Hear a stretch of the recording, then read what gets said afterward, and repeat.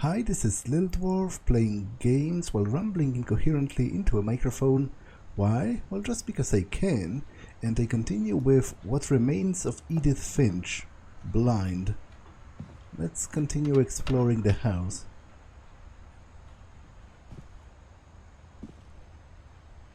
After Milton disappeared, Mom sealed up all the bedrooms. Then Edie retaliated and drilled peepholes. What?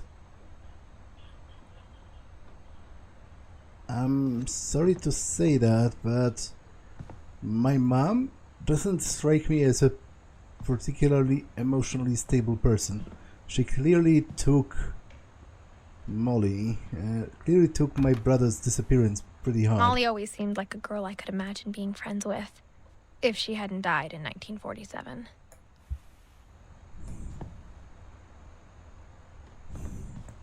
So wait, so the design of this house is that throughout a couple generations everyone had a room, and when they died they sealed that room never to be used again?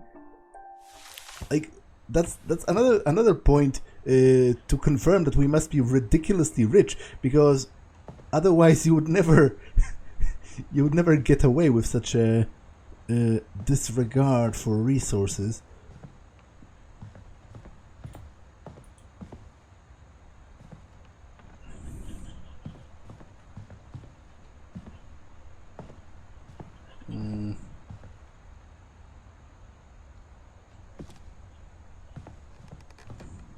I spent a lot of time playing in Great Uncle Walter's room.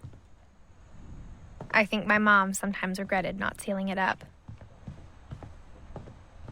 Lewis told me there were secret passages, but I never believed him.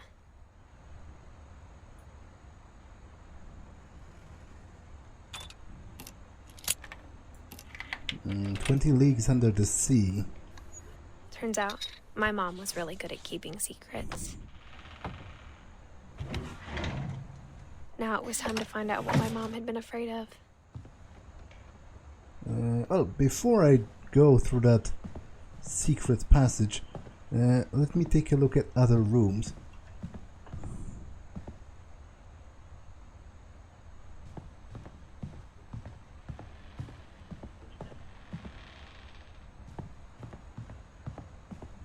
Edie's father, Odin, built the original house.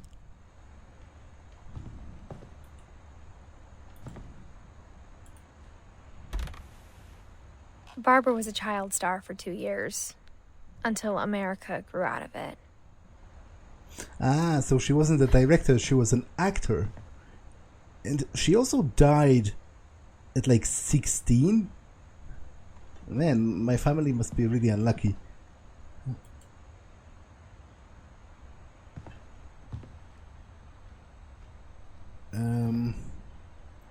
Dreamer's Tale, Big Book of Homeschooling, The Curse and the Wise Woman, The Walrus and the Carpenter, Norse Myths, Labyrinths, The Weird, Swedish Folk Tales,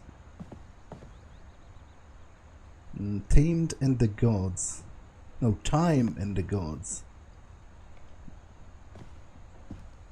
Okay, this goes to the attic. Mom must have locked the third floor stairs on the night we left.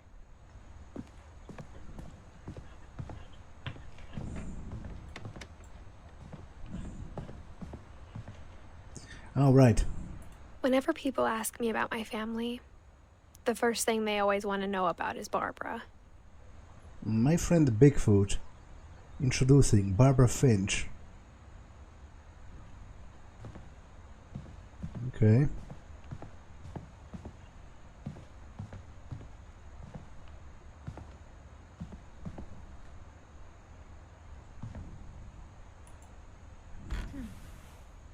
The last time I was in Edith Sr.'s room, I was 10 and she was painting my portrait.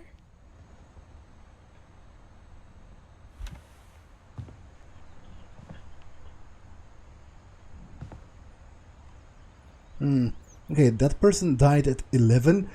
Man, are we like cursed? Or something? My Grandpa Sam spent 7 years sharing a room with his dead brother. Calvin. Again, I hope that's not literal.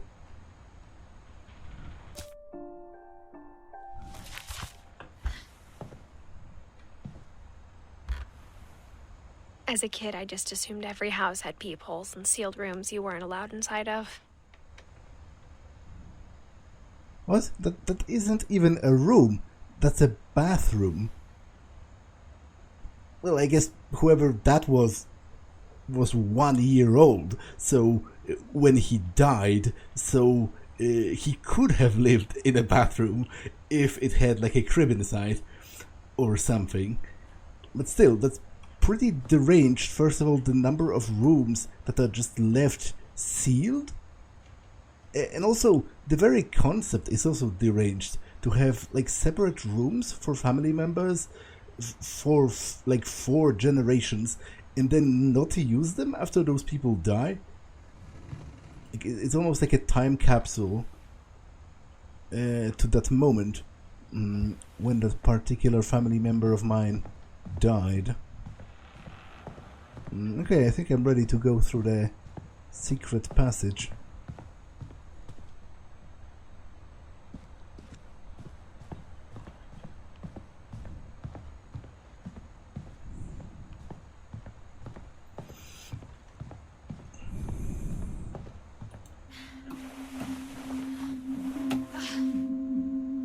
Reading this, maybe it sounds like I had a plan. From the paintings on the wall, it was clear my brother Milton had been here before me.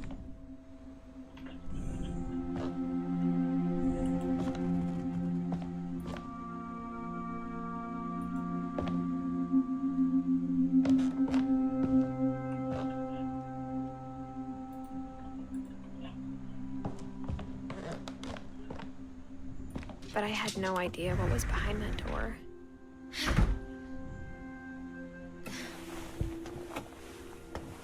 Just like I had no idea where all this was gonna lead.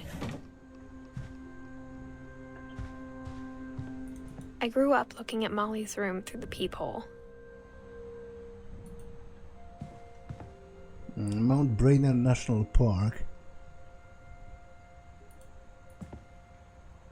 Molly's gerbil had a tiny bedroom with its own even tinier gerbil cage.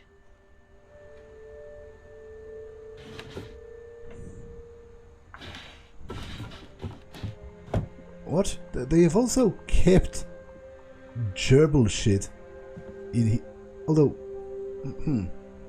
maybe that's seeds, because I guess you would put feed in a bowl, and then most animals are clever enough not to shit where their food is, so maybe that's just leftover food. Being inside for the first time, I felt like I'd stepped behind a painting.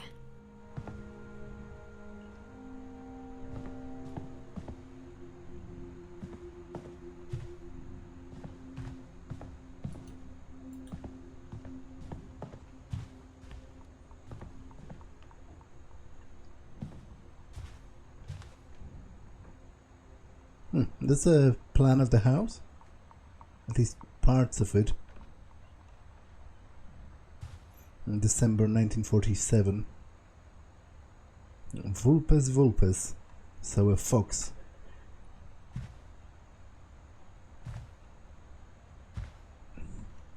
Oh, that's a scorpion. I got the sense Edie had spent a lot of time here before my mom sealed the doors. Pacific Ocean depth chart.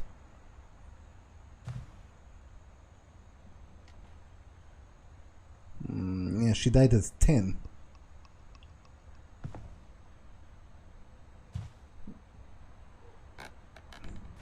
There's something clearly wrong with my family. It's either like some kind of a congenital health problem or like a curse of unluckiness.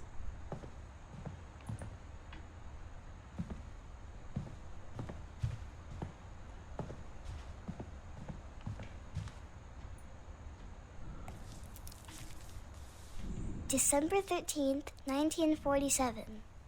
Dear Diary, I'll be gone soon, but I wanted to tell somebody about what's gonna happen. It started when Mom sent me to bed without dinner. I woke up and I was starving, so I looked around for something to eat. My Halloween candy was all gone. Mom, can I come out now? Sweetheart, it's late. Go to sleep. The gerbil food was dry, but I didn't mind it.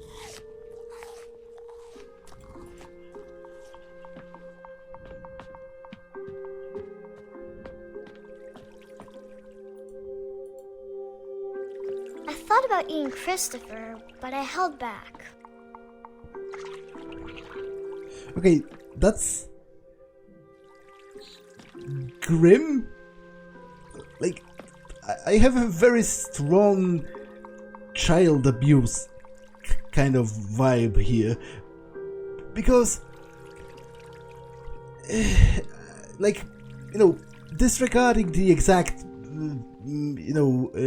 parenting methods and whether sending your kids to bed without supper and locking them in a room is even the right thing to do.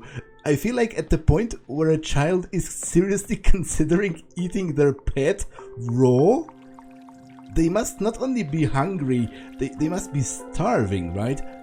That isn't a thought I don't think would have come across most 10-year-olds without being like very, very, very hungry. And also, she said she knows she's going to die soon, so how does she know that?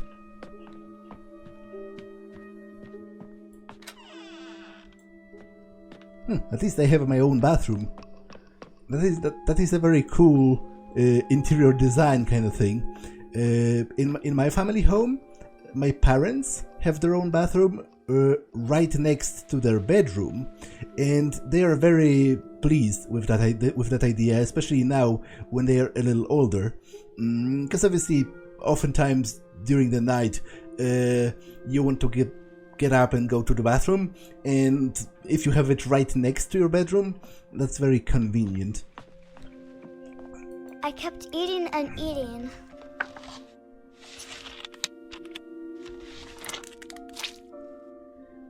Yeah, like, this is wrong. This kid is gobbling up toothpaste at night. She must be starving, right? It isn't something I don't think most 10-year-olds would just do because they are slightly hungry. I ate a lot of things that night.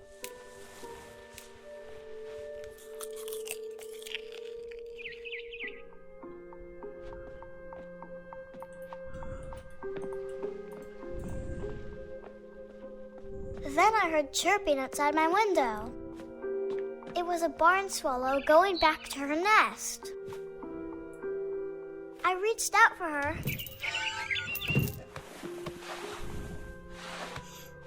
Yeah, there's a... And suddenly, I was a cat. What? Sure. But there is a literal chain at my window. Like, again, strong child abuse vibes I'm getting here. I tried to be quiet, but the bird was really scared.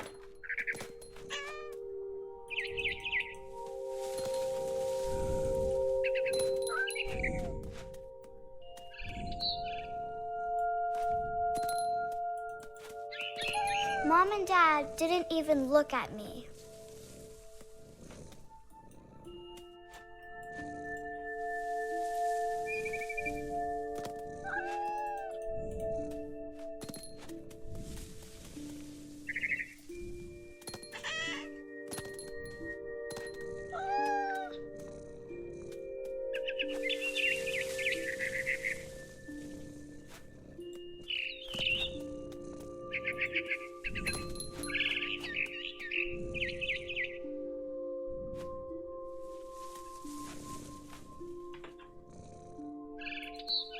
I jumped and I almost got her.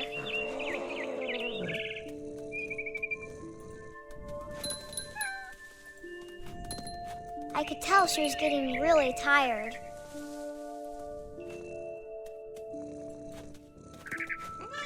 Now I was up in the big tree. I promised Dad I wouldn't climb it anymore. All I cared about was eating that mama bird. Okay, I'm a bit weirded out by how determined this 10-year-old child is to eat this bird after catching it. I gobbled her up. And suddenly, I was an owl. First, all I heard was the wind. Then I heard little teeth nibbling in the grass.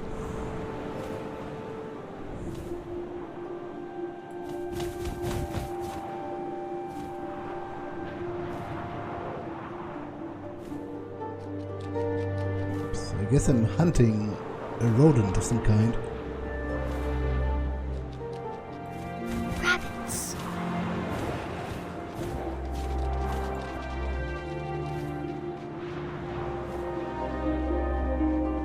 Or I guess I'm hunting a rabbit. I should have gotten it. The controls are a little bit weird.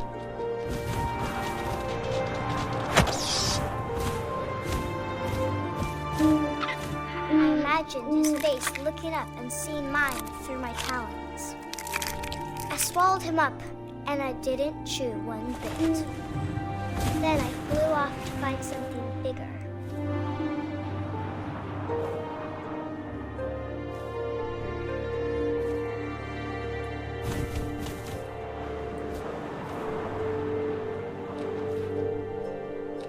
A mama rabbit.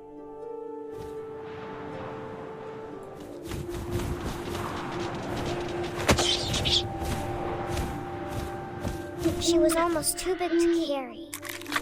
I started choking, but I couldn't stop eating. And suddenly, I was a shark.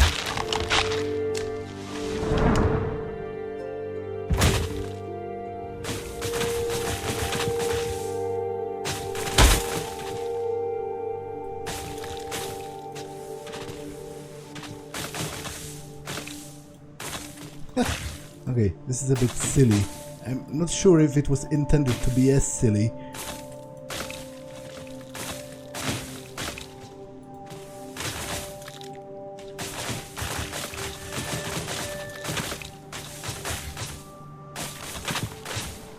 I rolled off a cliff and into the ocean. Now, I was hungrier than ever.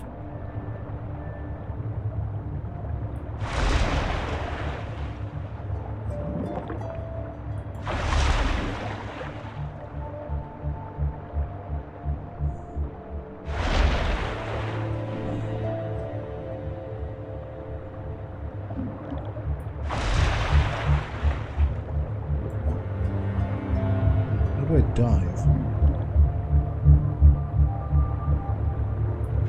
I wanted fat, juicy seals.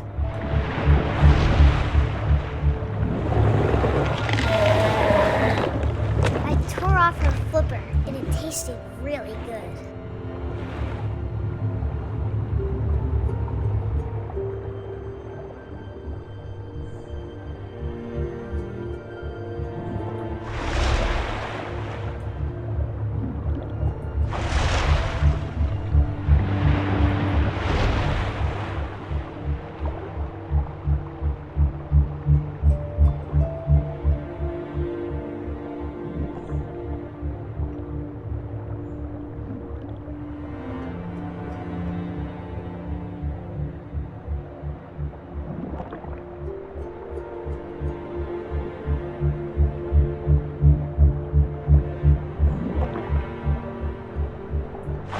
Grabbed on tight. But I was so hungry, I jumped out of the water. When I opened my eyes, everything had changed. It's really cool how I can slither undone myself.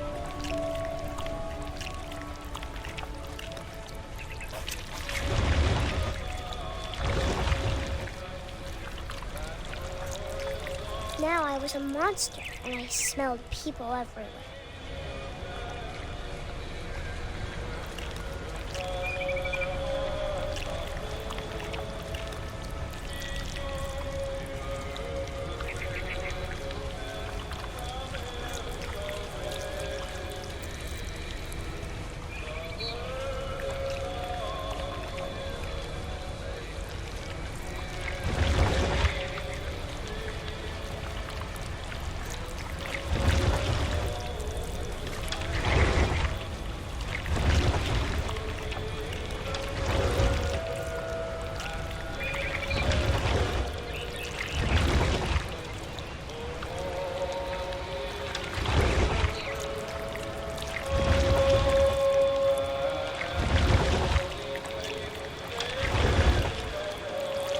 I was big, but I moved real quiet.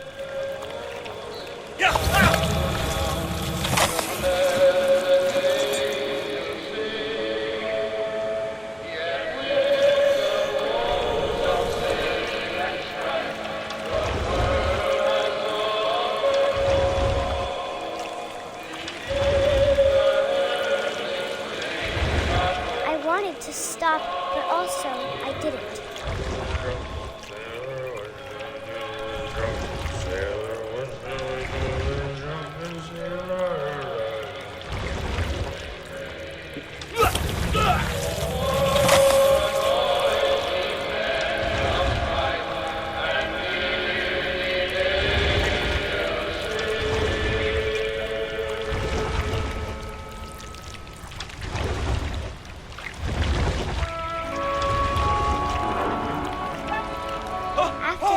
Passenger, I was still hungry. And to cross the water, I smelled something new. Something I had to have, so I swam towards it.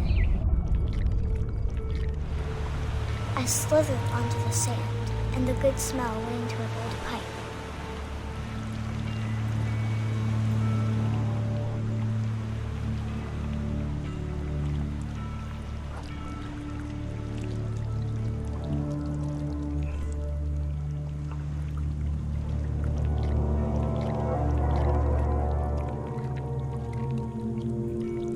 I got closer and closer.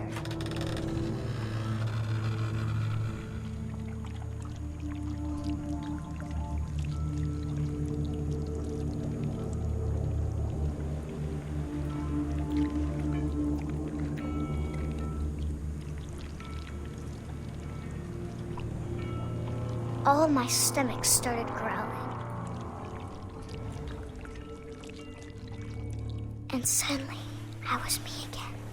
I held my breath for a long time, but I couldn't hear anything. I think it's waiting for me to fall asleep.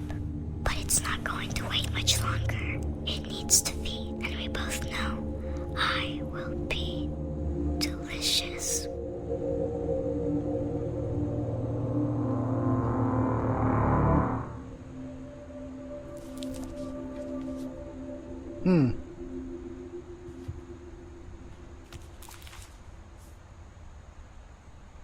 I'm not sure if I believed all of that, but I'm sure Edie would have. Yeah, I don't believe all of that, but it's still interesting. You know, maybe she knew she has some kind of a congenital disease, so that's why she knew she's going to die, and she personified it as a monster of sorts that's going to eat her.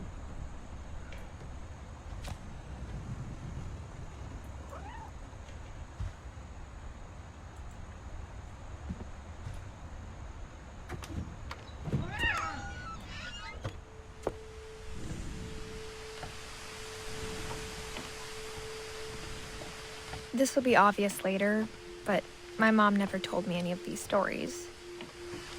Edie would have, but Mom didn't like bringing up the past. Though, when we adopted a stray kitten, she was the one who named it Molly.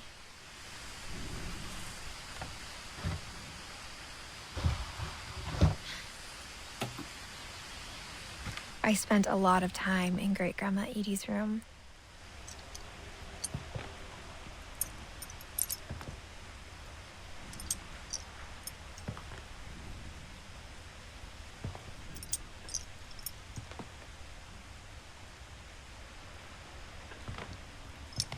Zerpy, Lurpy, Rob, Burpy, Bob, Derpy. Okay, she had a lot of pets. We got along, and it was a good place to hide from my mom. Edie knit me a new pair of gloves every year, just in time to replace the old ones.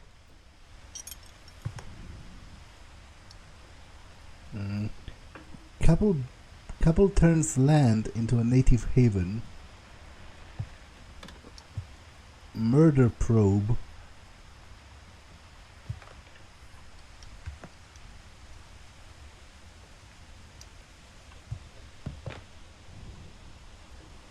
Louis died a week before we left, but Edie had already started to memorialize him.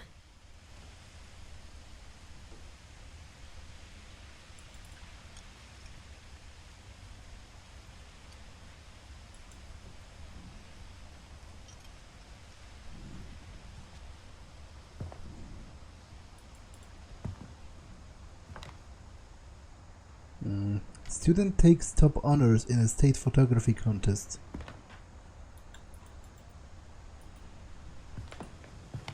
A sewing machine.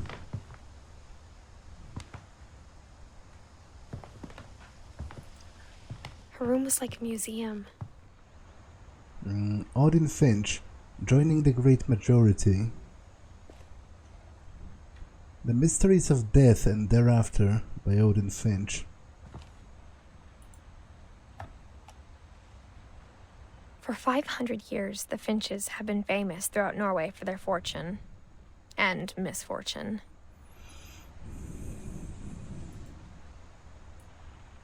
Odin Finch buries the latest victims of the family curse, his wife Ingeborg and their newborn son, Johan.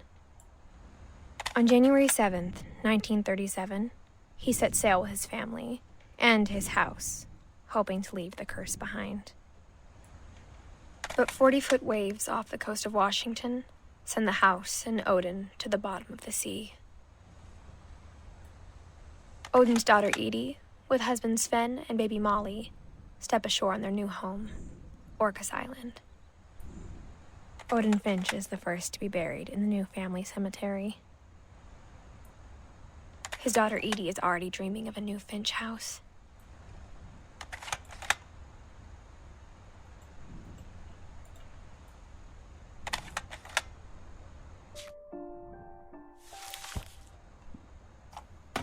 Yeah, so Whatever's wrong with this family, it goes back a long ways.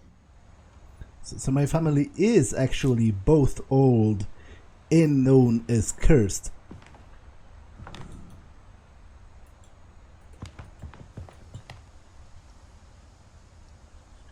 Candles.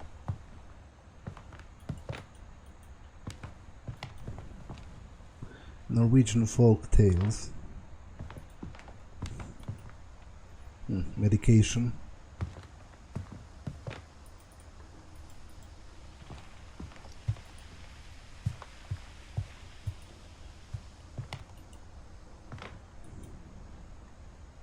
Deepest sympathy. Even in her 90s, sometimes Edie seemed a lot younger than my mother.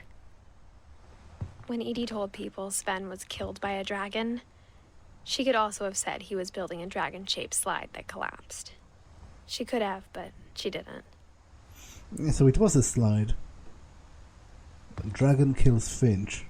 Tragedy strikes Finch family. Celebrations turn to mourning.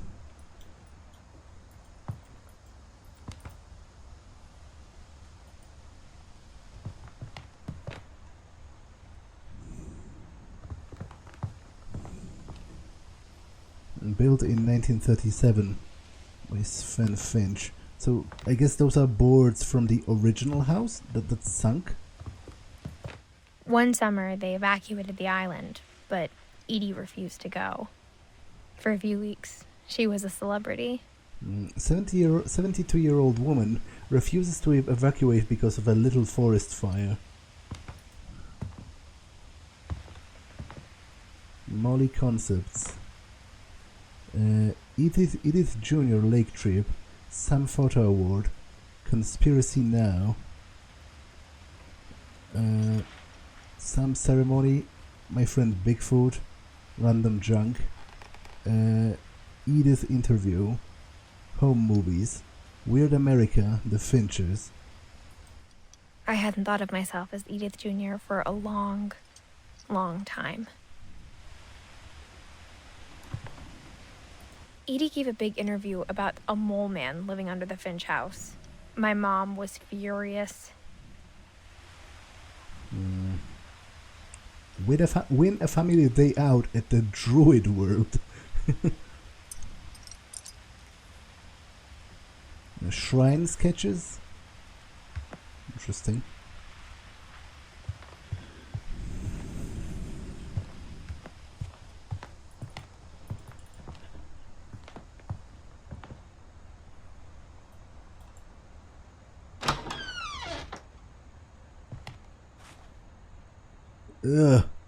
That's...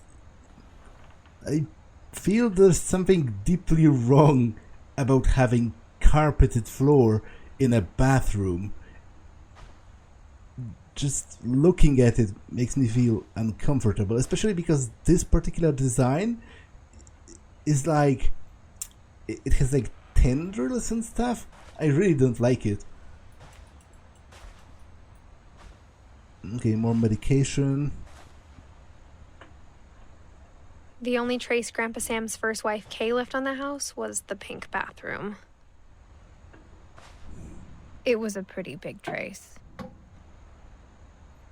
There's a secret in this bathroom. By Sven and Edith Finch. There's a secret in this bathroom. It's in the last place you would look. It isn't in the cupboard. It's hidden in this book.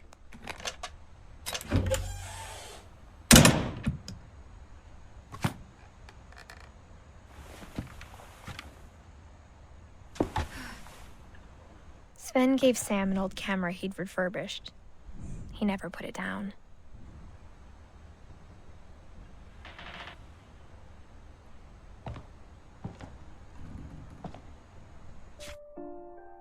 Okay, you know what? This episode has been long enough, so I'm going to pause it here. That's all for this one, and I will see you in the next one. Bye!